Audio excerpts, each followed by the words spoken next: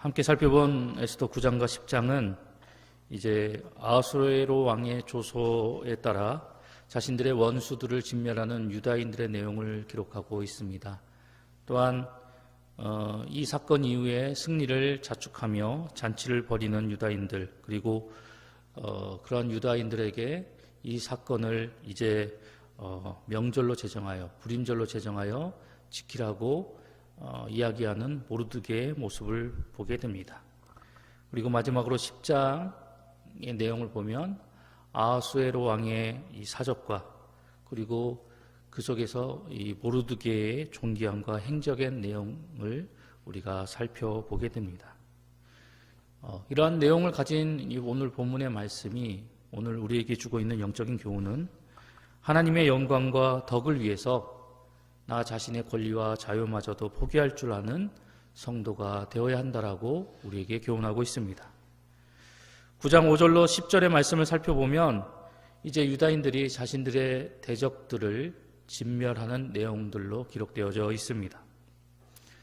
특별히 이 바사 제국의 수도였던 이 수산 성에서는 하루 500명을 진멸하고 도륙하였다라고 기록을 하고 있습니다. 그와 더불어서 유다인들의 이런 대적이었던 하만과 그의 10 아들이 죽임을 당하게 되었다라는 내용이 기록되어져 있습니다. 이러한 내용을 담고 있는 이 9장 5절에서 10절의 말씀을 살펴보면 우리는 특이점 한 가지를 발견할 수 있게 되는데요. 그것은 바로 유다인들이 자신의 대적들을 그들이 진멸하였음에도 불구하고 그 대적들의 재산에는 일절 손을 대지 않았던 모습을 우리가 보게 됩니다. 9장 10절과 그리고 15절 그리고 16절의 말씀을 통해서 그들이 대적을 진멸하였지만 그 대적들의 재산에 대해서는 일절 손을 대지 않았다라는 것을 3번씩이나 강조하는 모습을 우리가 보게 됩니다. 그렇다면 왜 이러한 것을 강조를 하였을까에 대해서 우리는 의구심을 가져볼 수밖에 없게 되는데요. 그들이 대적들을 진멸하고 그 대적들의 재물과 재산에 대해서 취하지 않는 것에 대해서 많은 것들을 우리가 생각해 볼 수 있습니다. 그런데 그들이 왜 이 재물을 손대지 않았을까? 왕이 명령하였기 때문에 그들의 재산을 취하지 않았던 것일까요? 오히려 우리가 어제 살펴보았던 본문 8장의 내용을 살펴보면 왕의 조서에는 분명 이 유다인들의 대적들을 진멸하고 그리고 그들의 재산을 탈취하라고 분명히 그 조서에 명기되어져 있던 모습을 우리가 8장의 내용을 통해서 발견하게 됩니다. 그리고 당시 시대적 상황 속에서 전쟁에서 죽은 자의 재산을 취하고 그가 가진 재물을 취하는 것은 일반적인 관습이고 문화였다라고 성경학자들은 이야기를 하고 있습니다.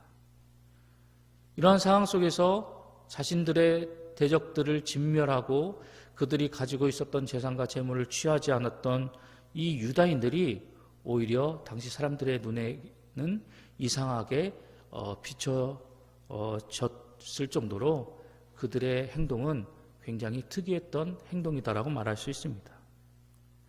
그렇다면 이들은 왜 자신들의 대적을 진멸하였음에도 그들이 가지고 있었던 재물이나 재산에는 왜 일절 손을 대지 않았던 것일까요? 오늘 이 본문 속에 등장하고 있는 이 유다인들은 당시 자신들이 처했던 이 사건을 그저 일반적인 그런 세상의 사건들로 바라보지 않았습니다.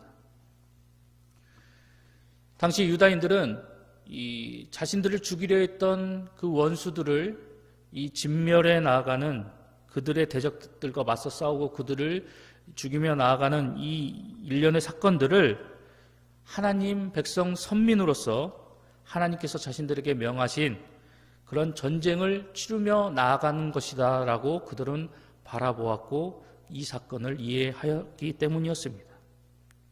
즉 유다인들에게 있어서 자신들의 대적들을 진멸하고 대적하고 그들을 물리치며 나아가는 이 사건은 세상 속에서 세상이 말하고 있는 그런 보통의 일반적인 어떤 전쟁이나 그런 사건이 아니라 하나님의 뜻에 따라 하나님의 영광을 나타내는 성스러운 전쟁으로 그들이 이해를 하고 바라보았고 그 사건 속에 임하며 나아갔기 때문에 그들은 단지 대적들에게만 관심이 있었고 그들이 지녔던 재산이나 재물에는 전혀 관심을 두지 않았던 것이었습니다. 이 사건 속에서 그들은 이제 하나님의 백성으로서 자신들이 마땅히 하나님 앞에 보여드려야 할 그 신앙을 온전히 지켜 나아가는 데 목적을 두었고, 그리고 이 하나님의 백성과 맞서 싸우는 이 대적들로부터 자신들을 보호하고, 그리고 그들과 맞서 싸우는 이 사건 속에서 드러나고 나타나게 될 그 하나님의 영광을 위해서 그들은 최선을 다해서 자신들의 대적과 맞서 싸우며 나아갔던 것입니다. 그런데 만약 이 유다인들이 앞서 8장의 내용 속에서 이야기하고 있는 것처럼 그 왕의 조서에 기록되어져 있는 것처럼 그들이 자신들의 대적을 진멸하고 그들이 가지고 있었던 재산과 재물을 취하며 나아가게 되었더라면 과연 그들의 모습은 그 모습을 바라보는 하나님을 알지 못하는 일반 세상 사람들의 눈에는 어떻게 비춰지게 되었을까요? 만약 조서에 기록되어져 있는 대로 그들이 원수들을 진멸하고 그들이 가지고 있었던 재산과 재물을 취하게 되었더라면 아마 세상 사람들은 이 유다인들이 자신의 어떤 신앙의 고수와 그리고 하늘 백성으로서의 마땅히 보여야 할 그런 내용으로 사람을 죽였던 것이 아니라 단순히 그들이 가지고 있었던 재산과 재물에 눈이 멀어서 이익을 추구하기 위해서 그들이 사람을 죽였을 것이다 라고 비난받았을지도 모릅니다. 그리고 그들이 가지고 있었던 하나님 신앙에 대한 그 신앙의 순수성을 의심받았을 것입니다. 만약 그들이 이 조서에 적힌 대로 원수를 죽이고 재산과 재물까지 취했더라면 그들은 하나님의 영광을 가리고 그리고 하나님을 알지 못하는 많은 사람들에게 덕을 끼치지 못했을 것입니다. 이것을 잘 알고 있었던 유다인들은 이러한 불미스러운 일들이 나타나는 것을 그들이 예방하기 위해서 왕의 조서에 기록되어져 있는 그 자신들이 취할 수 있는 그 권리와 그리고 그 이익까지도 그들은 과감히 포기하면서 오직 하나님의 영광과 덕을 끼치기 위해서 원수들을 진멸하는 데만 집중하고 그것에 몰두하며 나아가게 되었던 것입니다. 그런데 이러한 유다인의 모습이 바로 우리의 모습이 되어야 한다라고 본문은 우리에게 교훈합니다. 하늘 백성 성도로서 주어진 삶을 살아가고 이 땅에 세상 사람들과 더불어 살아나갈 때 하나님의 영광과 그리고 덕을 세우며 나아가는 그런 성도가 되기 위해서 때로는 내가 마땅히 누리며 나아갈 수 있는 그런 이익과 권리 그리고 자유마저도 과감히 포기할 줄 아는 성숙한 신앙을 지닌 성도가 되어야 한다는 것입니다.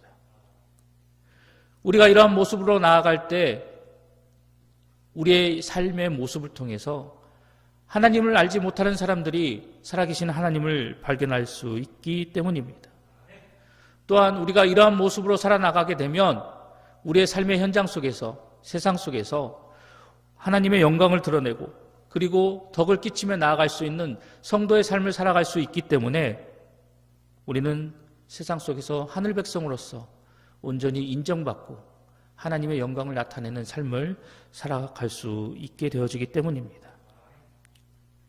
세상과 다른 하늘 백성 성도의 모습으로서 오늘도 주어진 하루 속에서 하나님의 영광을 나타내고 세상에 덕을 끼치는 우리 봉상의 모든 성도님들이 되시기를 소망합니다.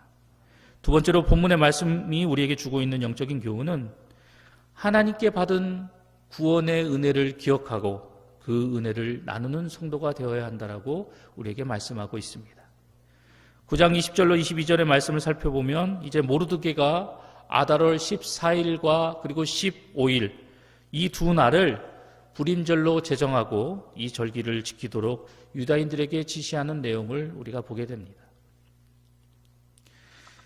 우리가 본문의 말씀을 살펴보아 알고 있듯이 이 날은 죽을 수밖에 없었던 이 유다인들이 새 생명을 얻고 새로운 삶을 시작하게 된 날입니다. 그리고 그러한 은혜를 베풀어 주신 하나님의 구원의 날이었습니다. 때문에 모르드게는 이 날을 절기로 지켜서 항상 해마다 이 절기를 통해서 하나님의 구원의 은혜를 기억하고 그리고 그 은혜 앞에 더욱더 감사하며 나아갈 수 있는 모든 유다인들이 될 수 있도록 이 날을 절기로 지정하고 온전히 지켜 나가라고 명령하였던 것입니다. 그리고 이와 더불어서 22절 하반절의 말씀을 살펴보면 가난한 자를 구제하라라고 유다인들에게 지시하는 모습을 보게 됩니다. 앞서 이 불임절을 절기로 지정하여서 하나님의 구원의 은혜를 기억하고 감사하며 나아가라는 모르드게의 그 지시는 우리가 쉽게 이해할 수 있는데 왜 그 지시와 더불어 그 지시 말미에 가난한 자를 구제하라라고 모르드게는 유다인들에게 지시하였던 것일까요? 우리가 잘 알고 있는 이 구원은 바로 자기 스스로를 구원할 수 없는 인간들에게 하나님께서 베풀어 주신 이 하나님이 자비를 베풀어 주신 그 행위를 일컬어서 우리는 구원이다라고 의미를 내려볼 수 있습니다. 때문에 우리는 이 구원의 이 은총을 성경 여기저기서 우리가 쉽게 살펴볼 수 있게 되는데요. 과거 이 애굽에서 이 출애굽하는 그 이스라엘 백성들의 모습 속에서 우리는 그들에게 베풀어 주신 하나님의 놀라우신 자비와 은혜의 모습을 그 구원의 은총을 우리가 살펴볼 수 있습니다. 또한 페르시아 시대에 포로로 끌려갔던 그 유다인들의 모습 속에서도 우리는 그들을 향해 베풀어 주신 놀라우신 하나님의 구원의 은혜를 살펴볼 수 있고 더 나아가서 오늘날 이 시대를 살아나가는 모든 성도들에게 베풀어 주신 그 하나님의 놀라운 구원의 은총을 우리는 우리 각자의 삶의 모습을 통해서 그 은혜의 모습을 발견할 수 있게 됩니다.